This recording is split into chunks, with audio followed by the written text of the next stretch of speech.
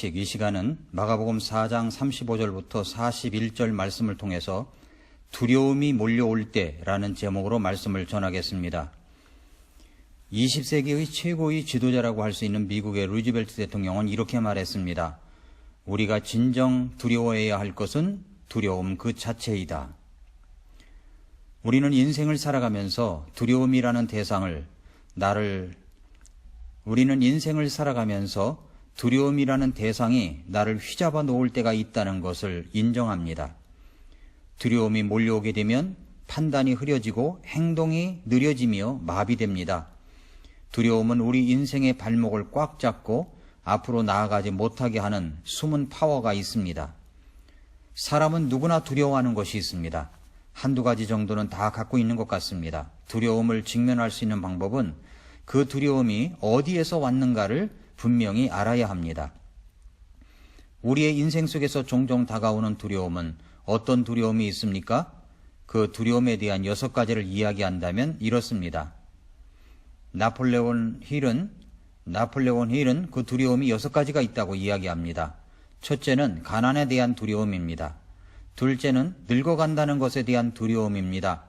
그래서 내가 안 늙어간다는 것을 보여주려고 나이에 맞지 않은 과시와 허영과 탈선이 일어납니다.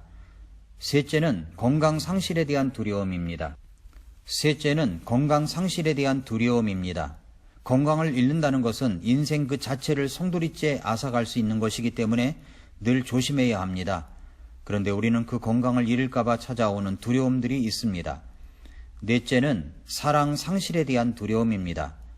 어떤 사람은 남녀간의 교제를 하다가 갑자기 이별을 통보하는 경우가 있습니다. 그렇게 되는 것은 내가 상대방에게로부터 받는 사랑이 상실될까봐 하는 두려움이 일어나 먼저 상대방을 차버리는 경우가 있다고 하는 것입니다. 다섯째, 타인의 비판에 대한 두려움이 있습니다. 누가 나를 왜 비방하고 비판하는지 알 수 없고 또 진원지가 어디인지 불분명하기는 누가 나를 왜 비방하고 비판하는지 알 수가 없고 진원지가 어디인지 불분명할 때 나를 향한 타인의 비판이 생기는 두려움이 있습니다. 여섯째, 죽음에 대한 두려움입니다. 이 두려움이야말로 두려움의 킹이라고 할 수 있습니다. 그러나 적의 정체를 알면 이미 반은 무찌른 셈입니다. 예수님의 제자들이 예수님과 함께 있으면서도 두려움을 가지고 있었습니다. 그것은 파도에 대한 두려움이었습니다.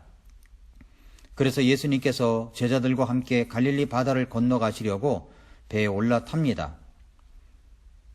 그때는 예수님께서 제자들과 함께 갈릴리 바다를 건너가시려고 배에 올라탔을 때의 일입니다.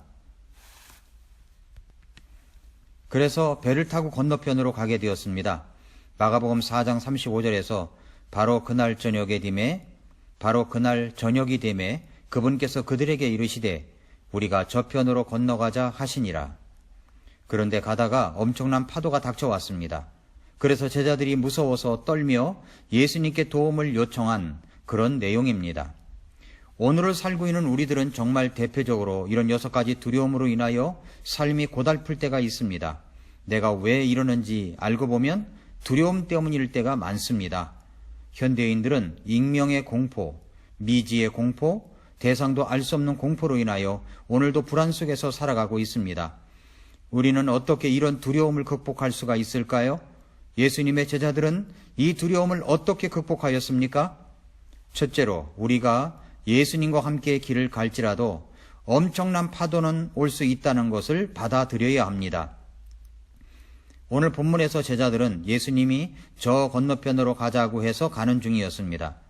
바로 그날 저녁이 되매 그분께서 그들에게 이르시되 우리가 저편으로 건너가자 하시니라. 제자들이 가자고 한 것이 아닙니다. 예수님께서 가자고 하셨습니다. 우리가 저편으로 건너가자. 그래서 제자들과 함께 배를 타고 가는 중입니다. 36절에서 그들이 무리를 보내고 그분을 배 안에 계신 그대로 모시고 가매 다른 작은 배들도 그분과 함께 하더라 라고 했습니다. 그런데 이게 웬일입니까? 가는 중에 엄청난 파도가 넘실대며 그 작은 배들을 뒤집을 듯 넘실댑니다. 37절에서 큰 폭풍이 일어나고 파도가 배 안에 들이쳐서 이제 배에 물이 가득하게 되었으되 라고 했습니다. 얼마나 파도가 크든지 배 안까지 물이 가득하게 되었습니다. 제자들은 이제 죽는구나 라고 생각할 정도였습니다. 여기서 우리가 깨달아야 할 것은 예수님과 함께 어떤 길을 갈지라도 큰 파도는 일어날 수 있다는 것을 알아야 합니다.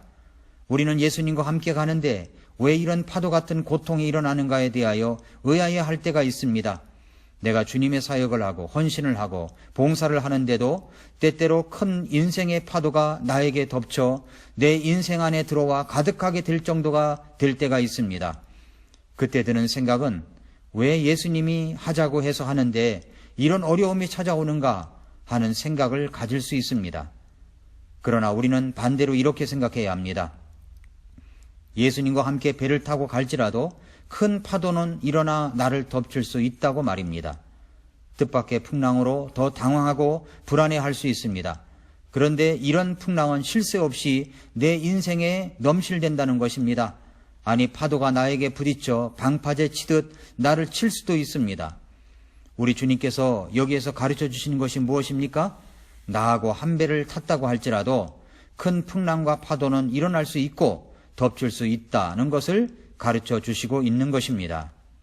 둘째로, 그래서 우리가 큰 폭풍이 일어 바다 건너편에 도착하기 위해서는 예수님께 대한 믿음이 있어야 합니다.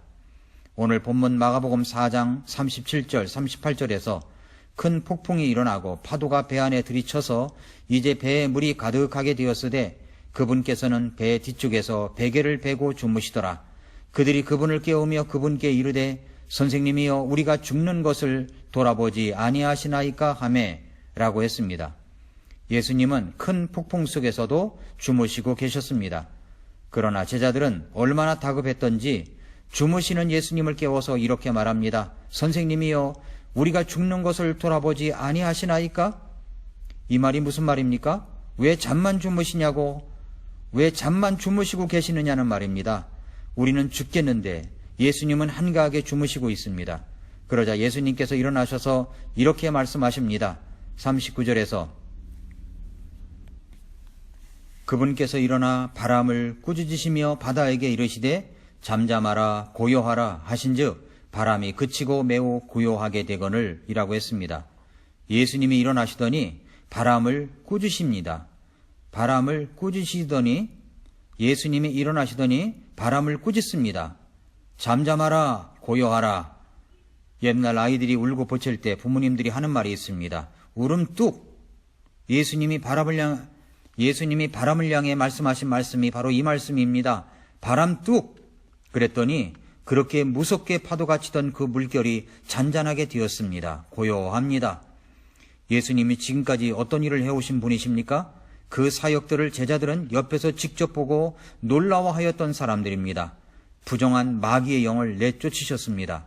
열병도 고치셨습니다. 많은 사람들을 고치셨습니다. 절대 나을 수 없다는 나병도 쉽게 낫게 하셨습니다. 중풍으로 인하여 마비된 환자도 고치셨습니다. 손이 오그라든 사람도 고치셨습니다. 이후에 성경에 나타나지 않은 일들도 상당히 많았을 것이라고 믿습니다. 제자들은 옆에서 그런 예수님을 다 보았던 사람들입니다. 그렇다면 그렇게 사람들의 질병도 치유하시는 놀라운 능력의 예수님은 어떤 상황에서도 능력으로 역사하실 수 있는 분인 것을 믿습니까?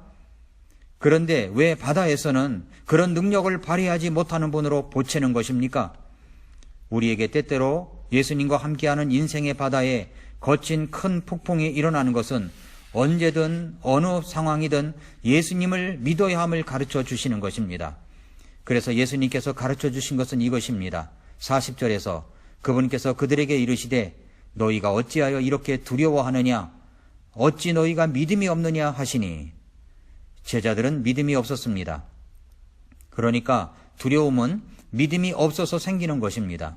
예수님은 우리를 지켜주신다는 믿음, 예수님이 우리를 지켜주신다는 믿음, 능력의 예수님께서 한 배를 타고 계시다는 그 믿음, 거칠게 일어나는 인생의 파도도 예수님께서 함께 하시면 다 헤쳐나갈 수 있다는 그 믿음, 그 믿음이 있어야 함을 깨우쳐 주십니다. 셋째로 우리는 이제 예수님이 어떤 분인가를 계속해서 깨달아 믿어야 합니다. 예수님은 이 땅에서도 바다에서도 하늘에서도 능력과 은혜를 베푸시는 놀라운 하나님이신 것을 깨달아야 합니다. 오그라든 손을 고치실 때 이분이야말로 어떤 것도 고칠 수 있는 분이라는 확신이 들었다면 자연도 다스리실 수 있는 분이라는 것을 확실하게 깨우쳐 알아야 믿어야 된다는 것입니다. 예수님과 나는 한 배를 타고 가는 중입니다. 그런데 배 안에 일어나는 모든 일에는 예수님이 함께 계시다는 것을 잊지 말아야 합니다. 예수님은 바람도 파도도 복종케 하실 수 있는 능력의 하나님이십니다. 바람도 파도도 꾸짖을 수 있는 것은 그것을 만드신 분이시기 때문입니다. 예수님은 하나님이십니다. 예수님은 창조주이십니다. 제자들은 이 모습을 보고 깨달았습니다. 41절에서 그들이 심히 두려워하며 서로 이르되 이분이 어떤 분이시기에 심지어 바람과 바다도 그분께 순종하는가 하더라. 큰 폭풍을 두려워하던 제자들은 이제 진정 예수님을 두려워하는 경외감이 생겼습니다. 그러면서 고백합니다. 이분이 어떤 분이시기에 심지어 바람과 바다도 그분께 순종하는가. 사랑하는 성도 여러분, 이런 예수님이 나를 구원해 주셨습니다. 이런 예수님이 우리를 부르셔서 우리가 저편으로 건너가자고 하십니다. 우리가 탄 인생의 배 안에서 일어나는 모든 일에는 우리 주님이 함께 계십니다. 그 예수님이 함께 계시다는 사실을 굳게 믿고 의지하시기 바랍니다. 예수님은 자연도 다스리실 수 있는 그런 분이십니다. 그분이 세상을 창조하셨기 때문입니다. 누가복음 12장 4절부터 7절에서 내가 내 친구인 너희에게 이르노니 몸을 죽이고 그 뒤에는 더 이상 아무것도 하지 못하는 자들을 두려워하지 말라. 오직 너희가 두려워할 분을 내가 미리 너희에게 알려주리니 곧 죽인 뒤에 지옥에 던져넣는 권능이 있으신 그분을 두려워하라. 참으로 내가 너희에게 이르노니 그분을 두려워하라. 참새 5마리가 이 아사리온에 팔리지 아니하느냐? 그러나 하나님 앞에서는 그것들 중에 하나도 잊히지 아니하느니라. 오직 아버지께서 너희 머리털까지도 다 세셨나니 그러므로 두려워하지 말라. 너희는 많은 참새보다 더 귀중하니라. 그렇습니다. 우리가 가지고 있어야 할 것은 세상에 일어나는 일을 두려워하는 것이 아니라 예수님을 두려워할 줄 알아야 합니다. 그리고 그 예수님을 의지하는 굳건한 믿음을 가져야 합니다. 오늘도 그 예수님을 의지하고 믿는 믿음에 믿음을 더해가는 소중한 하루가 되시기를 바랍니다. 이제는 두려워하지 마십시오. 주 예수님을 믿고 의지하시기를 바랍니다.